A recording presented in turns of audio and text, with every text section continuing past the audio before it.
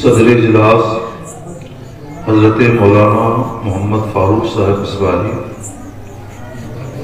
سابق مبلغ اشرفیہ، ممبر رسول پیرونق افروز، علماء کرام، حفاظ، قراء اور شورائے عام اور جملہ برادران اسلام، السلام علیکم ورحمۃ اللہ وبرکاتہ۔ آگے کرسیاں خالی ہیں اور آگے تو آپ لوگ صاحبان کا آ جائیں، اچھا رہے گا۔ آگے صاحبان کا بھر جائیں۔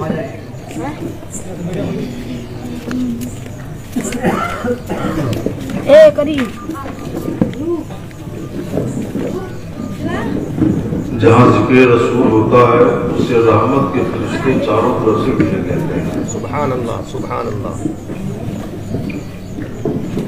نحمدہ و نصلی علی رسول کریم، اما بعد، اعوذ باللہ من الشیطان الرجیم، بسم اللہ الرحمن الرحیم، یا ایھا الذین آمنوا اتقوا اللہ وکونوا مع الصادقین۔ صدق اللہ۔ آپ سب حضرات اتفاق پڑھ لیجیے۔ اللہم صلی علی سیدنا مولانا وآلہ وصحبہ بارک وسلم۔ سلام علیک یا حبیب اللہ۔ گفتگو تو کروں گا انشاءاللہ تقوی کی اہمیت اور صحبت صالحین کی برکت کے عنوان پر، سبحان اللہ، سبحان اللہ۔ لیکن بارہویں شریف کی مناسبت سے کچھ ذکر رسول، ذکر انبیاء بھی علیہ الصلوۃ والتسلیم۔ اللہ تعالیٰ نے خلق خدا کی ہدایت کے لیے 1,24,000 یا علی اختلاف روایات 2,24,000 انبیاء اور مرسلین دنیا میں بھیجے۔ ان کے سردار خاتم النبیین، سید المرسلین، جناب محمد رسول اللہ صلی اللہ تعالی علیہ وسلم ہیں، اور جو انبیاء کرام آئے وہ خاص اپنی قوم کے لیے اور اپنے ہم زبانوں کے نبی ہوا کرتے تھے، ایک شہر کے نبی ہوا کرتے تھے، مگر ہمارے اور آپ کے پیارے رسول جناب احمد مصطفیٰ محمد مصطفیٰ صلی اللہ تعالی علیہ وسلم کو اللہ تعالیٰ نے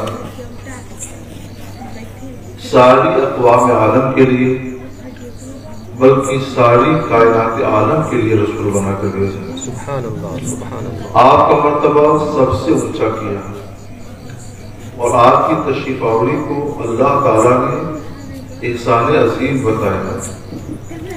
لقد من اللہ علی المؤمنین اذ بعث فیہم رسولا من انفسہم یتلو علیہم آیاتہ ویزکیہم وَيُعَلِّمُهُمُ الْكِتَابَ وَالْحِکْمَةَ۔ اللہ نے احسان فرمایا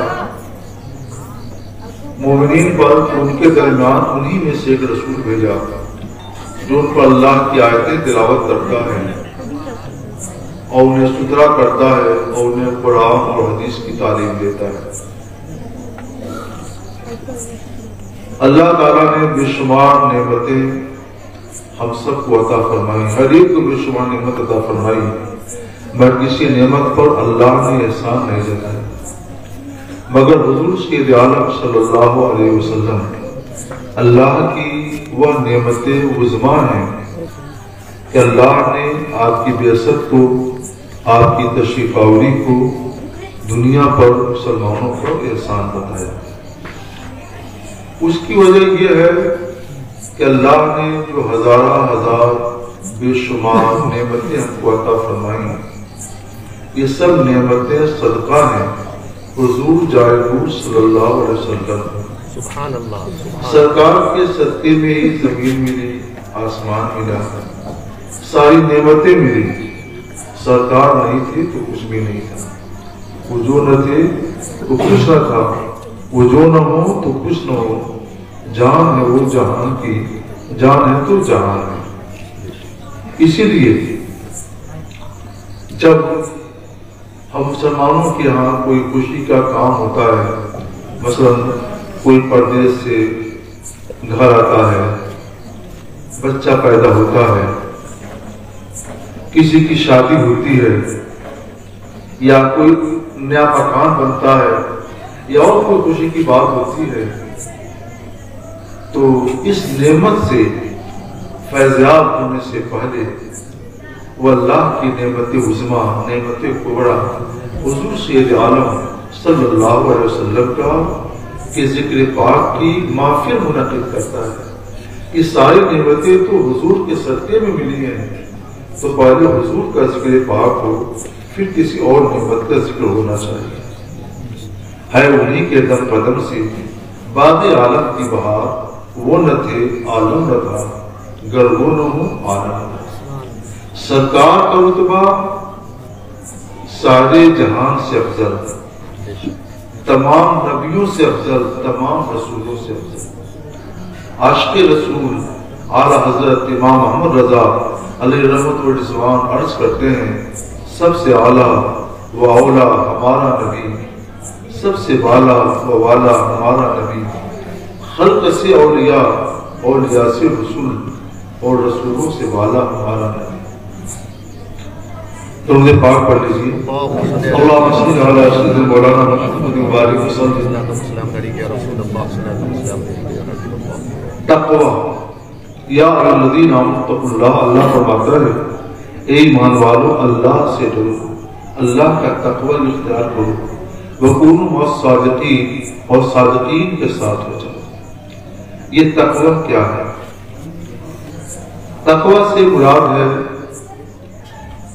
اللہ عز و جل سے ڈرنا، اور اللہ تعالیٰ نے جو احکام دیے ہیں ان کو بجا لانا، جن باتوں سے روکنے کا اور بچنے کا حکم دیا ہے ان سے بچنا، حرام کاموں سے بچنا، اور فرض واجب کو ادا کرنا، سنتوں کو ان کے اوقات میں ادا کرنا۔ اس کا یہ آسان تشریح تقوی کی۔ ابھی جو آپ ہمارے محب مکرم حضرت مولانا مفتی محمد نصیب مصباحی سے، مفتی اشرفیہ سے جو بلیغ بیان سماعت کر رہے تھے، وہ اسی تقوی کی ایک شاخ ہے اور ایک اہم شاخ ہے۔ بڑا شاندار بیان دے رہے تھے ہمارے مفتی صاحب، ہمیں بھی اچھا لگ رہا تھا کہ مفتی صاحب سناتے رہیں اور ہم لوگ سنتے رہیں، اس سے بہت بڑا فائدہ حاصل ہوتا ہے۔ دین کی باتیں سیکھنا سکھانا اتنا اہم ہے کہ ایک حدیث پاک میں آیا ہے کہ تھوڑی دیر رات میں دین کی باتیں سیکھنا سکھانا رات بھر جاگ کر نفل عبادت سے بہتر ہے۔ تو مفتی صاحب نے ہمارے اور آپ کے وقت کو بہت قیمتی بنایا، اللہ تعالیٰ انہیں اس کے لیے جزائے خیر عطا فرمائے۔ یہ نماز تقوی کی ایک شاخ ہے، اور تقوی کی بہت سی صورتیں ہیں، نماز پڑھنا، حج کرنا، زکوٰۃ دینا، روزہ رکھنا، تلاوت کرنا، نعتیں پڑھنا، ذکر الہی کرنا، سبحان اللہ پڑھنا، یہ سب تقوی کی قسمیں ہیں۔ اور گناہوں سے بچنا، مثلا شراب نوشی سے بچنا، سود خوری سے بچنا، زنا اور بدکاری سے بچنا، جھوٹ بولنے سے بچنا، غیبت سے بچنا، ظلم سے بچنا، گالی سے بچنا، جہالت سے بچنا، اس طرح کی جتنی چیزیں ہیں یہ سب تقوی کی قسم ہے۔ یہ اتنا لمبا موضوع ہے کہ اگر اس کی شاخیں بیان کی جائیں تو کئی راتیں گزر جائیں، آپ سنتے رہیں اور ہم لوگ سناتے رہیں۔ ہم اتنی تفصیل میں نہیں جائیں گے، لیکن کچھ بنیادی باتیں آپ کو ہم ضرور بتائیں گے۔ تقوی تین طرح کا ہوتا ہے،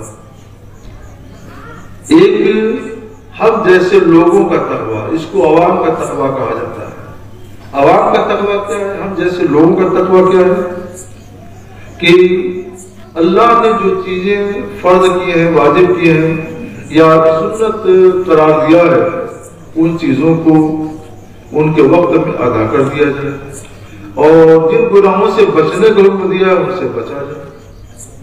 تو اگر ہم لوگ گناہوں سے بچیں اور نیکیوں کے کام کریں، عبادتیں ادا کریں، تو یہ ہمارا اور آپ کا تقویٰ ہے، اس کو عوام کا تقویٰ کرتے ہیں۔ آج کل اس تقوی پر بھی کم ہی لوگ عمل کر رہے ہیں۔ دوسرا ہے خواص کا تقویٰ، بڑے لوگوں کا تقویٰ، اللہ کے خاص لوگوں کا تقویٰ۔ یہ کیا چیز ہے؟ یہ لوگ گناہ سے بھی بچتے ہیں اور جہاں گناہ کا شبہ ہوتا ہے اس سے بھی بچتے ہیں۔ ایسے لوگ بہت ہیں مگر ہماری صفوں میں کم ہیں۔ اور تقویٰ کا سب سے اونچا درجہ کیا ہے؟ اخص الخواص کا تقویٰ، اللہ کے بڑے خاص بندوں کا، نیکوں کا، ولیوں کا تقویٰ۔ ان کا تقویٰ کیا ہے؟ یہ لوگ گناہ سے بھی بچتے ہیں اور جہاں گناہ کا شبہ ہوتا ہے اس سے بھی بچتے ہیں، اور جہاں گناہ کے شبہے کا شائبہ ہوتا ہے، گناہ کے شبہے کا شبہ ہوتا ہے، اس سے بھی بچتے ہیں۔ ہم اسی کو سمجھائیں گے تاکہ جب آپ اس کو سمجھ لیں تو کم سے کم نیچے والا تقویٰ اختیار کریں، وہ بھی نہ ہو پائے تو کم سے کم عام لوگوں کا جو تقویٰ ہے اس پر ضرور قائم ہو جائے، اس سے ہٹنا یہ جہنم میں جانے کا سبب ہو جائے گا۔ سراج الامہ امام اعظم ابو حنیفہ رضی اللہ تعالیٰ جن کی فروعی مسائل میں لوگ تقلید کرتے ہیں، ایک بار تیز دھوپ تھی، گرم دھوپ تھی اور جا رہے تھے، ایک مکان کا سایہ نظر آیا، جلدی سے سائے میں گئے اور چند قدم چلے ہو گے کہ پھر جلدی سے دھوپ میں آ کر چلنے لگے۔ پوچھا گیا، ساتھی نے پوچھا کہ حضور یہ کیا بات ہے؟ دھوپ چلچلا رہی ہے، بہت ہی تیز ہے، لو برس رہی ہے، تھوڑی ہی دیر کے صحیح گھر کا سایہ مل رہا تھا، آپ گئے بھی، پھر چھوڑ کے کیوں چلے گئے؟ تو فرماتے ہیں کہ چند قدم چلتے ہی مجھے یاد آیا کہ یہ مکان اس شخص کا ہے جس نے مجھ سے قرض لیا، قرض دے کر اس سے کچھ فائدہ اٹھایا جائے تو یہ سود ہے اور سود دینا حرام و گناہ ہے، مگر قرض کی وجہ سے فائدہ اٹھایا جائے تب۔ اور گھر کے سائے میں چلنا، یہ قرض سے فائدہ اٹھانا نہیں ہے، دنیا میں کوئی بھی اس کو قرض کا فائدہ نہیں کہتا ہے، لیکن ایک شبہ ہو سکتا ہے، کوئی سوچ سکتا ہے، کسی کو شبہ ہو سکتا ہے کہ شاید قرض دیا ہے اس وجہ سے اسے گھر کے سائے میں چل رہے ہیں، تو گناہ سے بھی بچ رہے ہیں اور گناہ کے شبہ سے بھی بچ رہے ہیں۔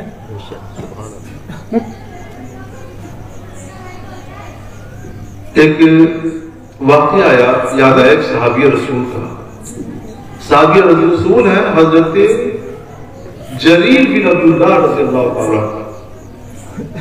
انہوں نے سرکار صلی اللہ علیہ وسلم سے بیعت کی تھی کہ ہر مسلمان کی خیرخواہی کریں گے، سب کا بھلا چاہیں گے، کسی کا برا نہیں چاہیں گے۔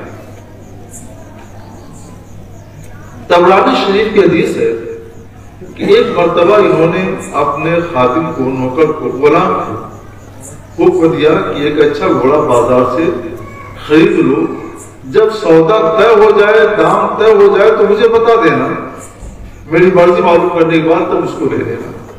300 میں ایک اچھا گھوڑا طے ہو گیا، اور پھر انہوں نے گھوڑے کے مالک سے کہا کہ فلاں جگہ چلو، میرے مالک پسند بھی کر لیں گے اور وہی تم کو فون دام کی ادا کر دیں گے۔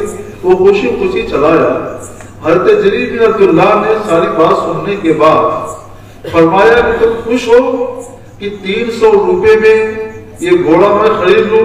کہا شوق سے میں راضی ہوں، اور میں نے پورے ہوش و حواس کے ساتھ یہ سودا طے کر لیا ہے، قرار کر دے دیا۔ کہا ٹھیک ہے، میں بھی راضی ہوں۔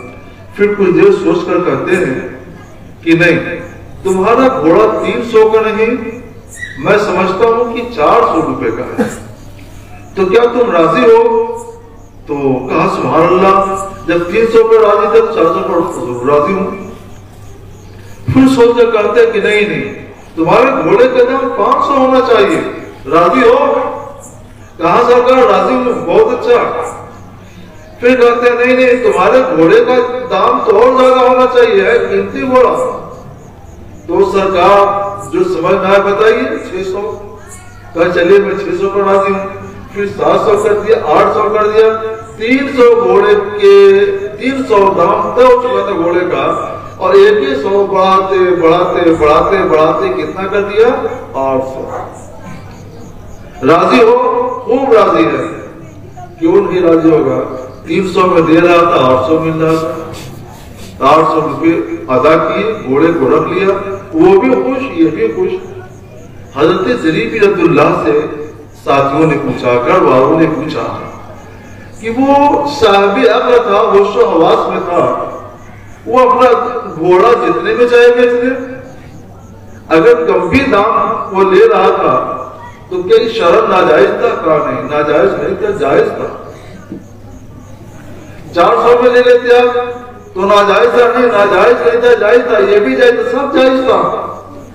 پھر آپ نے 300 میں نہ لے کر بڑھاتے بڑھاتے 800 میں کیوں خریدا؟ تو فرماتے ہیں سنو، شریعت کا مسئلہ مجھے معلوم ہے کہ جب خرید و فروخت کرنے والے ہوش و حواس میں ہوں تو باہمی رضامندی سے جتنے دام پر بھی طے کر لیں گے، اتنے دام پہ خریدنا بیچنا لینا دینا حلال ہے، شریعت کی کوئی گرفت نہیں ہے۔ مگر یہ تقویٰ تو عام لوگوں کا ہے۔ میں تو رسول اللہ کا صحابی ہوں، اور میں نے رسول اللہ صلی اللہ علیہ وسلم کے ہاتھ پر بیعت کی ہے کہ سب کی خیر خواہی کریں گے، کسی کا بھلا، سب کا بھلا چاہیں گے، کسی کا برا نہیں چاہیں گے۔ تو میں نے دل میں سوچا کہ جائز تو ہے 300 میں بھی، 400 میں بھی، لیکن خیر خواہی کا تقاضا یہ ہے کہ اس گھوڑے کا جتنا دام ہونا چاہیے اتنا دام دیا جائے۔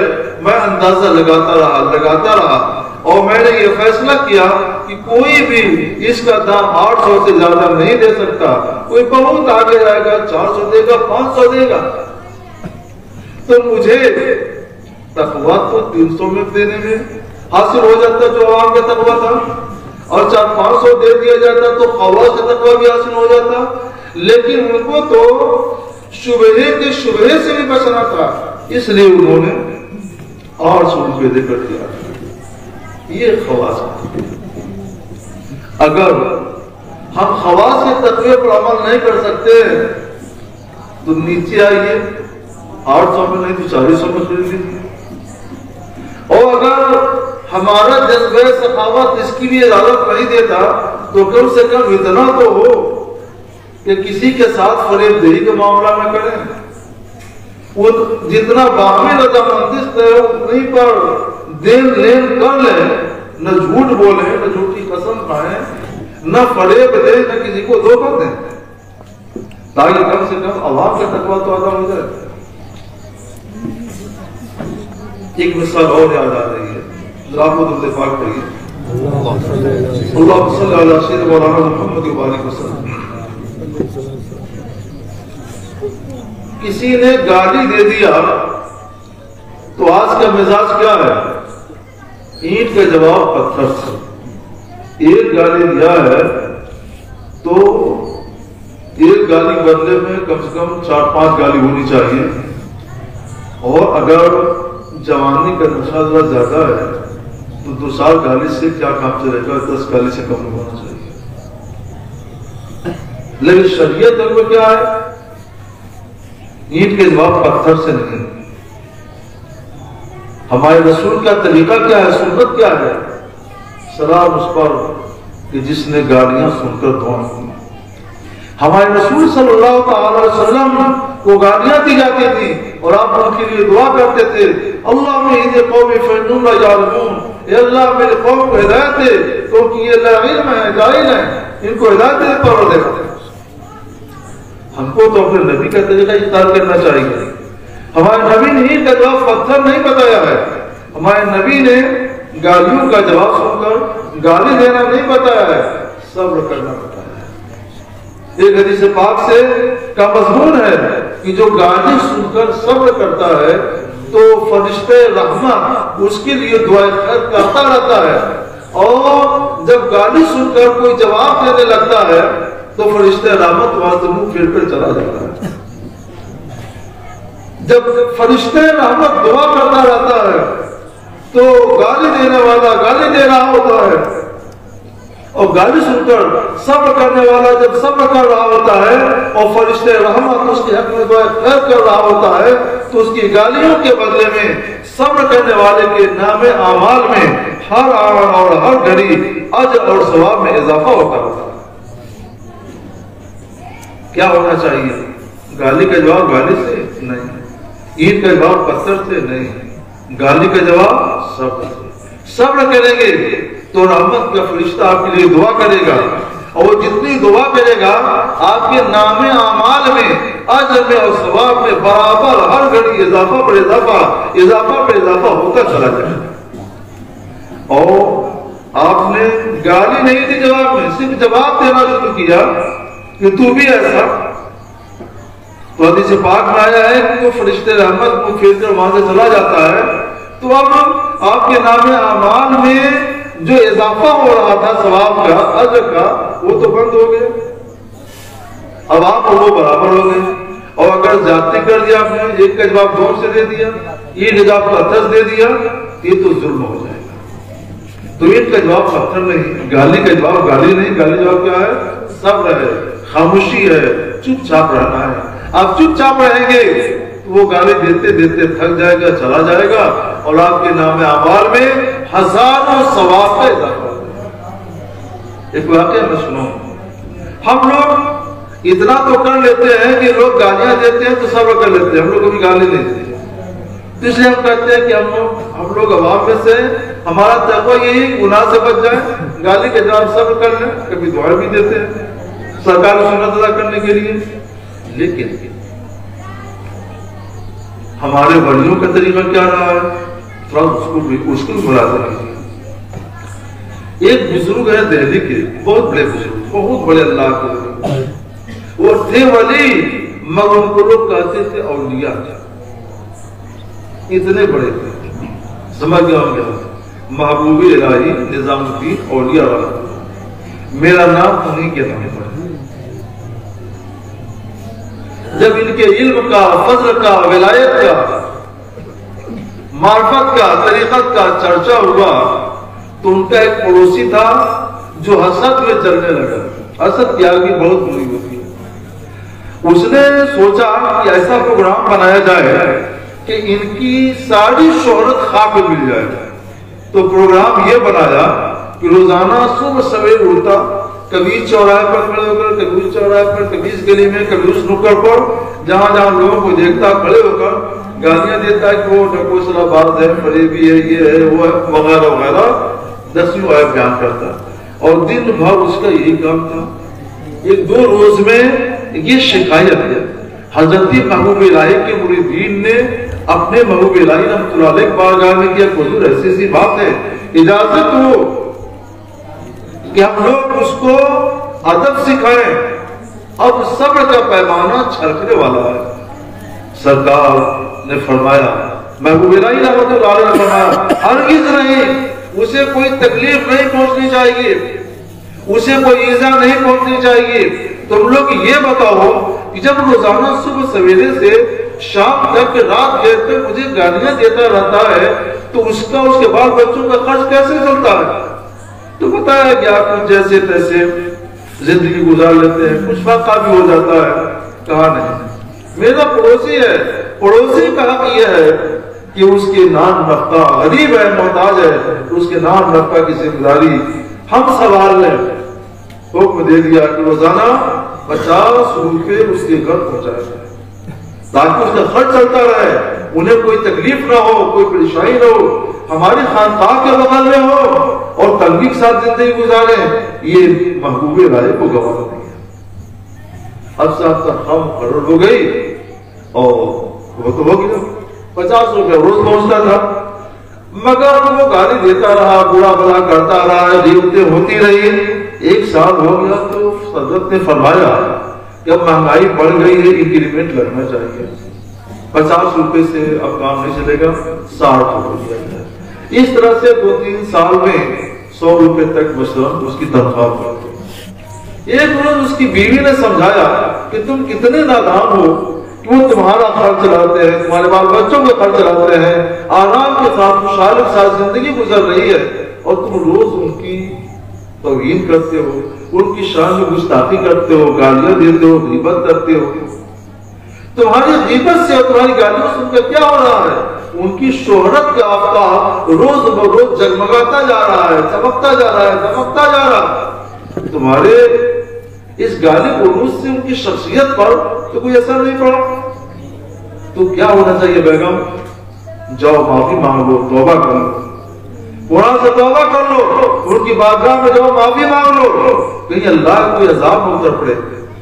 بیگم نے سمجھایا، بات سمجھ میں آ گئی تھی۔ صبح میں گیا، حضور غلطی ہو گئی، معاف کر دیا جائے۔ اور یہ اللہ پیار کا، رحمت کا، شفقت کا، محبت کا ساگر ہوا کرتے ہیں۔ معاف بھی کیا، سینے سے لگا کر اس کو بہت کچھ سلوک بھی دیے۔ ایسا گروی نہ ہوا کہ فوراً حضرت عمر رحمۃ اللہ علیہ کا کہ قدموں میں گرا، مرید صادق ہو گیا اور پھر ان کی خلفاء پہ رکھ گیا۔ مگر اس کی تنخواہ بھی بند ہو گئی اور انکریمنٹ بھی بند ہو گئی۔ 1 ہفتے تک انتظار کے بعد حاضر کا حضور خان کوئی بات ہو گئی کیا، کوئی پریشانی ہے کیا؟ کہا نہیں تو اللہ کا شکر ہے، سب بس معاملہ چل رہا ہے۔ تو کہتا ہے کہ حضرت کیا بات ہے؟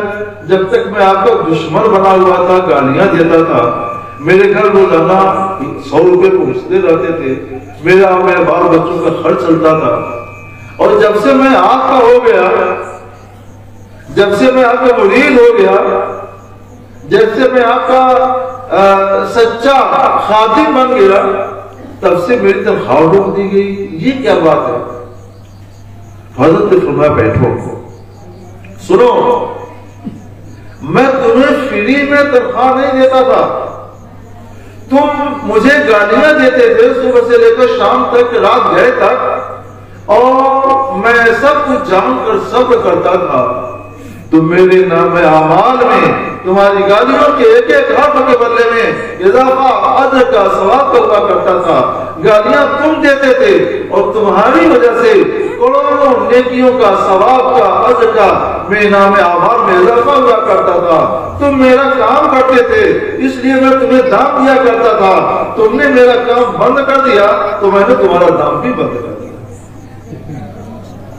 یہ ہے ہمارے بزرگوں کا تقویٰ۔ ہم مانتے ہیں کہ ہم یہ تقویٰ نہیں اختیار کر سکتے، آپ یہ اختیار نہیں کر سکتے، لیکن جو اس سے نیچے والا تقویٰ وہ تو کر سکتے ہیں نا۔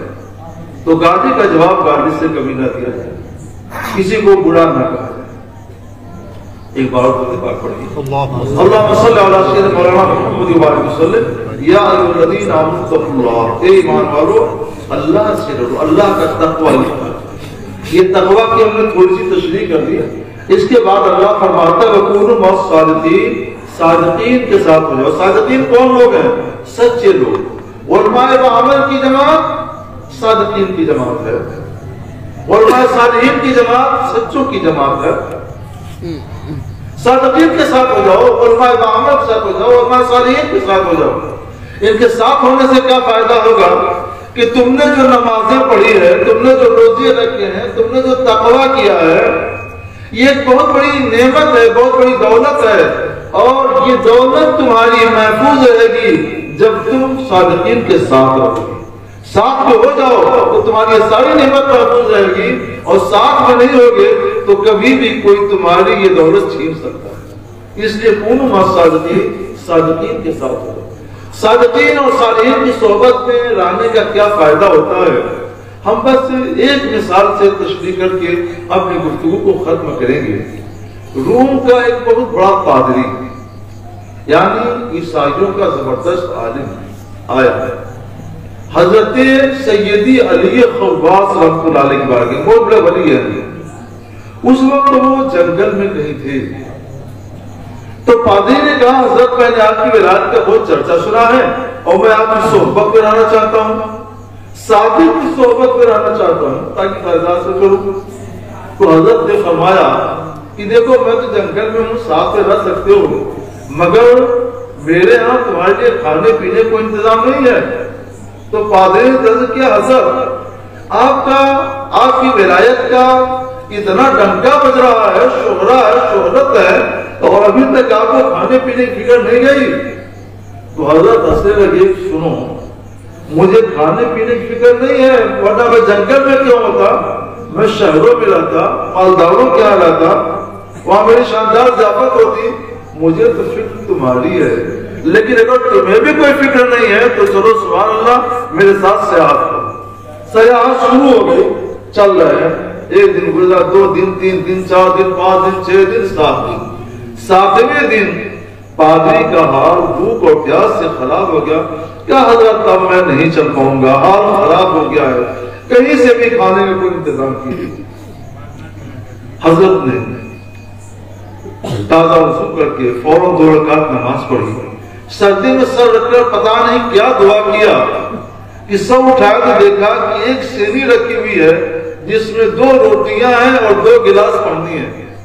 ایک روٹی اپنے پادری کو دیا جو صحبت میں تھا، اور ایک روٹی خود لے لی، ایک گلاس پانی اسے دیا اور ایک گلاس پانی خود لے لیا، اور 1 ہفتہ کے بھوکے پیاسے ایک روٹی کھا کر اور ایک گلاس پانی پی کر آسودہ ہو گئے۔ اور یہ کوئی حیرت کی بات نہیں ہے۔ حضور حافظ ملت رحمت اللہ تعالیٰ علیہ بانیہ جامعہ شرعیہ مارپور ایک بار فرمائے لگے، مفتی صاحب میں جوان تھا کہ یہ پیٹ 3 روٹی بھرتا تھا، اب میں اللہ کا شکر ادا کرتا ہوں 1 ہی روٹی پیٹ بھر جاتا ہے۔ میری جگہ کوئی اور ہوتا تو ڈاکٹر کے ہاں طواف کرتا کہ ڈاکٹر صاحب بھوک نہیں لگتی، کھانا ہضم نہیں ہوتا ہے، ذرا اچھا ٹیبلٹ دیجیے تاکہ 5-6 روٹیاں کھاؤں۔ اور میں اللہ کا شکر ادا کرتا ہوں کہ جو پیٹ اللہ تعالیٰ پر 3 روٹیاں بھرتا تھا، آج اللہ کا شکر ہے، کرم ہے، وہ پیٹ آج 1 ہی روٹی بھر جاتا ہے۔ اس کے ساتھ اللہ کا شکر ادا کرنا چاہیے۔ اور میں نے ایک واقعہ پڑھا،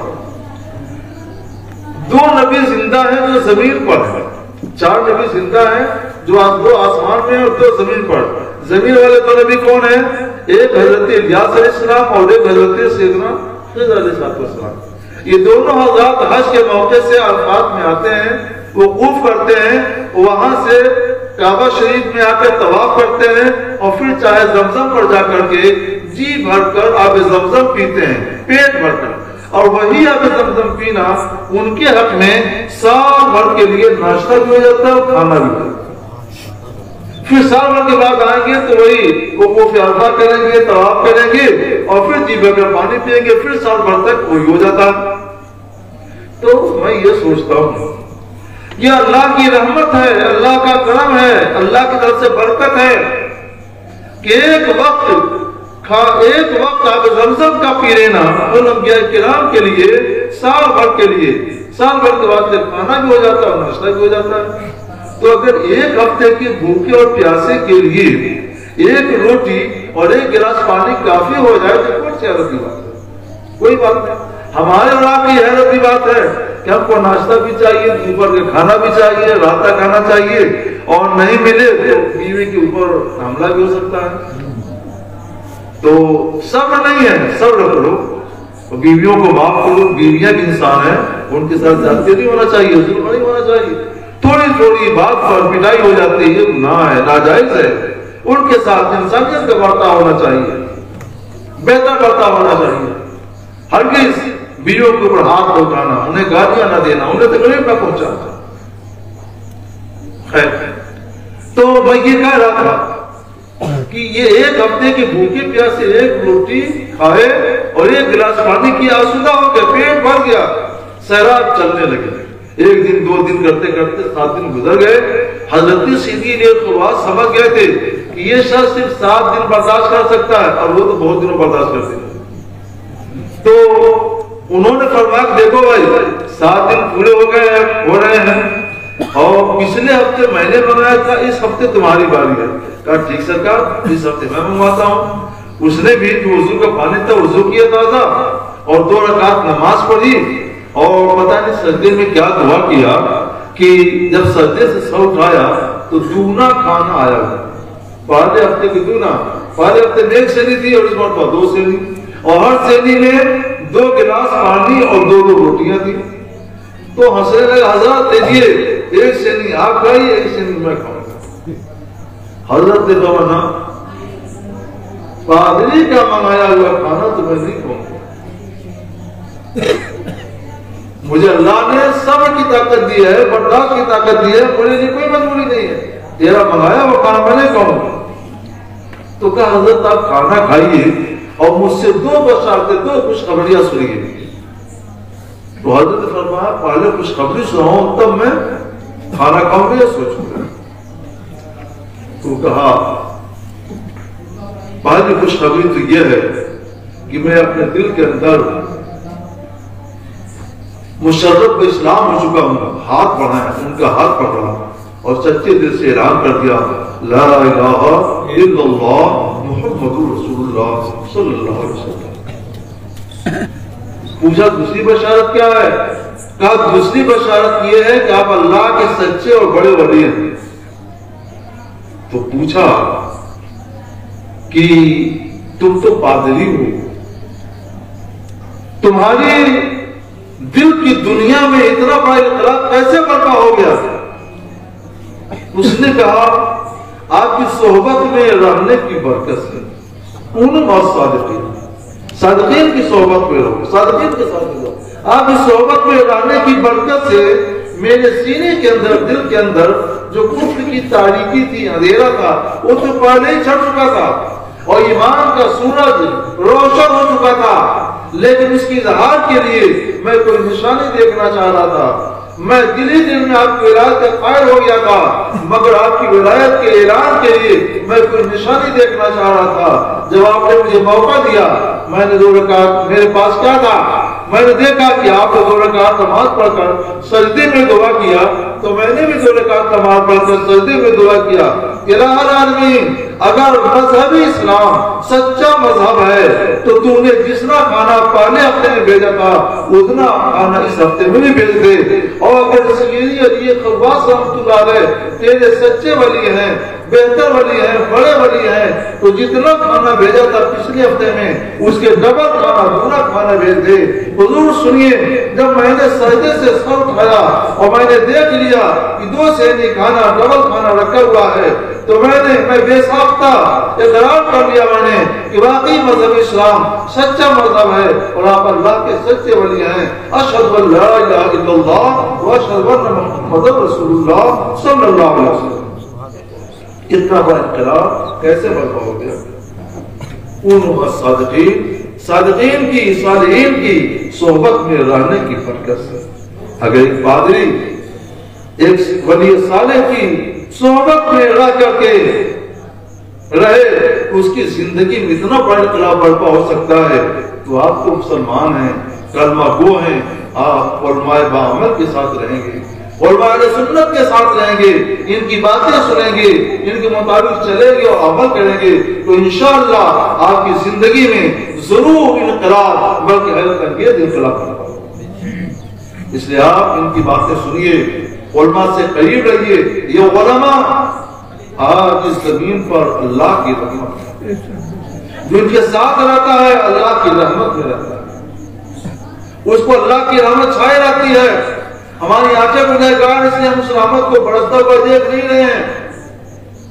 ہماری آنکھوں میں گناہوں کی تاریکی نہ ہوتی، اندھیرا نہ ہوتا تو ہم اس وقت دیکھ رہے ہوتے کہ رحمت کے فرشتوں نے ہمیں ہر طرف سے گھیر رکھا ہے اور رحمت کی بارش ہمارے اوپر دم بدم ہو رہی ہے. تقوی اختیار کیجیے، علماء کی صحبت میں رہیے، جہاں علماء پہنچ جائے ان کی بات پہنچیے، ان کی باتیں سنیے. علماء اہل سنت و جماعت اللہ کی رحمت ہے. ان کے ساتھ رہنا اللہ کی رحمت کو اپنانا ہے. ان کے ساتھ رہنا اپنی زندگی کے اندر سارے انقلاب برپا کرنا ہے. اللہ آپ کو، ہم کو، سب کو ان پیغامات پر عمل کی توفیق عطا فرمائے. وآخر دعوانا الحمدللہ رب العالمین.